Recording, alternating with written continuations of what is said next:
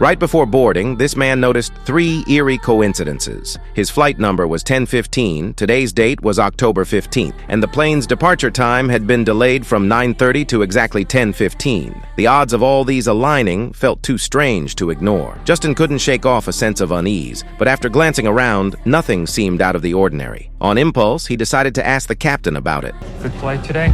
No, very good. Before he even took his seat, a stranger at the back of the cabin gave him a nod. Justin politely nodded back, then reached into the seat pocket in front of him and found an MP3 player. Curious, he put on the headphones, only to hear a chilling story about Flight 1015, the very flight he was on. The voice described the exact scene unfolding around him. The flight attendant was currently demonstrating safety procedures, and outside, it had started to rain. Justin lifted the window shade to check, and sure enough, heavy rain was pouring down. But then, the voice on the MP3 said that in exactly 1 hour, this plane would disappear from radar, never to be seen again. Justin found it ridiculous, but before he could brush it off, the plane suddenly jolted.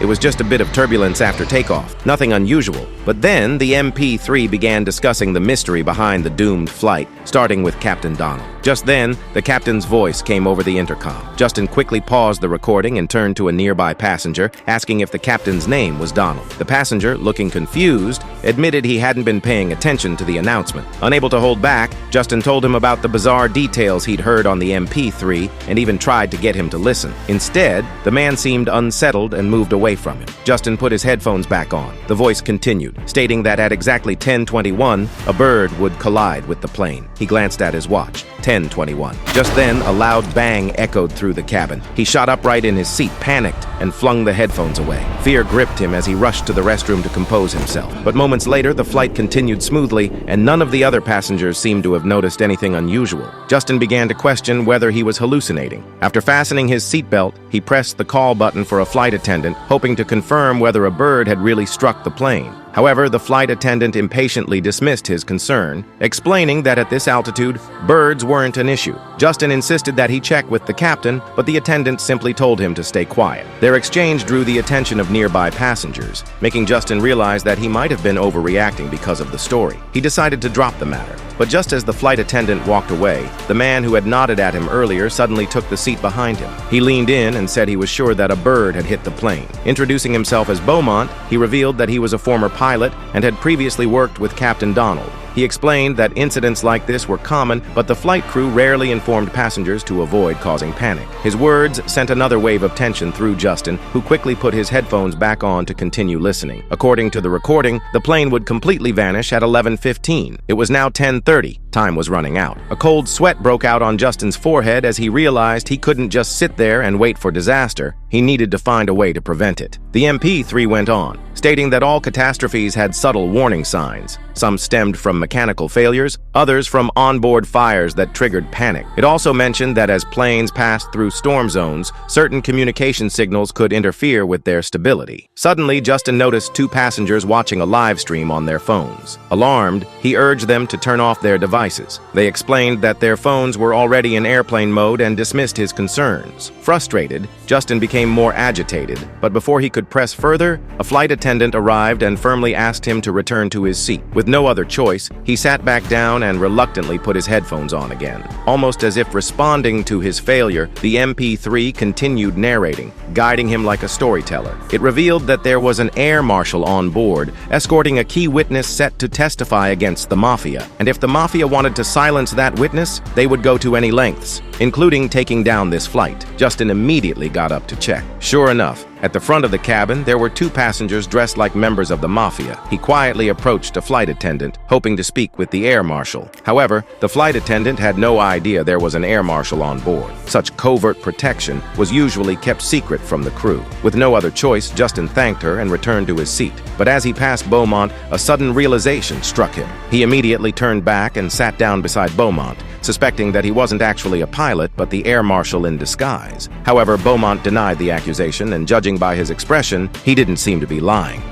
Once most of the passengers had fallen asleep, Justin decided to take matters into his own hands. He He quietly rummaged through the luggage of the two suspected mafia passengers, hoping to find some clues. Just as he opened the overhead bin, a falling suitcase crashed onto the man below, waking him up. Panicked, Justin quickly apologized and tried to explain, then bluntly asked the man if he was part of the mafia. The man claimed they were soccer players. The commotion attracted the attention of a flight attendant, who ordered Justin back to his seat, but he was convinced they were lying and demanded that the crew verify their identities. The cabin quickly descended into chaos. The captain arrived, declaring that Justin was endangering the safety of other passengers and warning him to stay seated. Other passengers raised their phones, recording the scene. Left with no choice, Justin fell silent. But then his MP3 player started playing again, and what he heard sent a chill down his spine. The voice said there was still one more person connected to this incident, and that person's name was identical to Justin's. The details matched his journalist background perfectly, even down to the commotion he had just caused. The recording playing in his ears was his own voice, repeating the exact words he had just spoken. Justin was thrown into a panic. The voice continued narrating. After the captain said, "Good night, New York," to ground control, the plane completely vanished. At that moment, the captain yanked Justin aside, demanding to know if he was mentally unstable. Everything described on the MP3 was coming true, but Justin knew no one would believe him. He begged the captain not to say "Good night, New York" in exactly 14 minutes, but by now, everyone was convinced he was insane.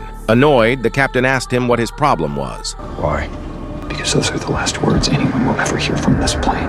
Before Justin could explain, his hands were forcibly restrained. A woman flashed her air marshal badge and placed him under arrest, restricting his movements. Desperate, Justin urged her to listen to the MP3, insisting that everything in it was unfolding in real time. But she dismissed the idea that an MP3 player could predict the future. Only 5 minutes remained.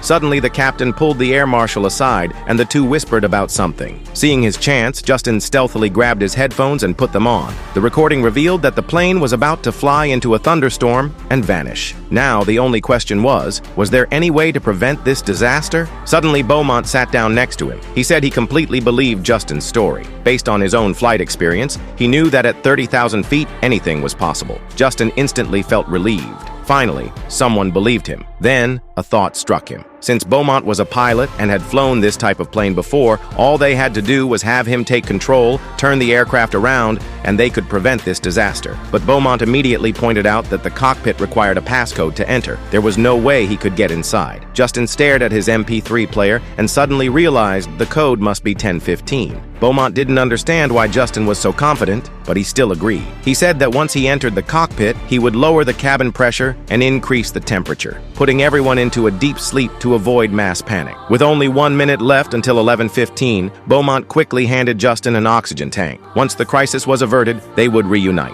A sense of purpose surged through both of them. I think you are saving these souls. Without hesitation, Beaumont walked toward the cockpit. He entered 1015, and sure enough, the door unlocked. The surveillance screen showed a sudden struggle inside. The pilots fought back, but Beaumont quickly took control of the plane. Chaos erupted in the cabin, but as he reduced the air pressure, passengers began losing oxygen, their consciousness fading. Justin placed the oxygen mask over his nose and mouth, got up, and moved to join Beaumont. But then, over the intercom, he heard Beaumont thanking him for his cooperation. Good night, New York. At that moment, Justin finally understood. Beaumont was the one who made the plane disappear, and by blindly following the MP3's instructions, he had become an accomplice. 11:15 p.m. The plane plunged straight into the thick black clouds.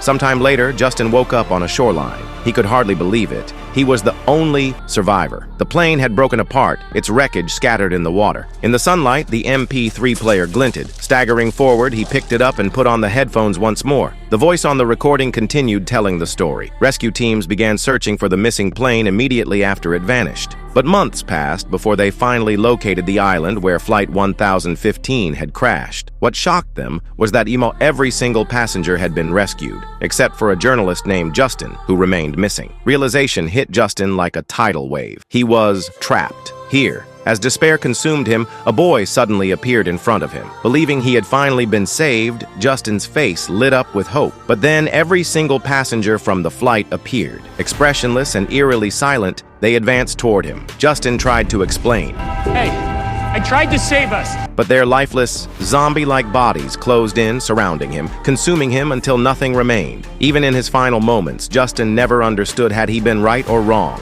And most terrifying of all, what had been real and what had been an illusion.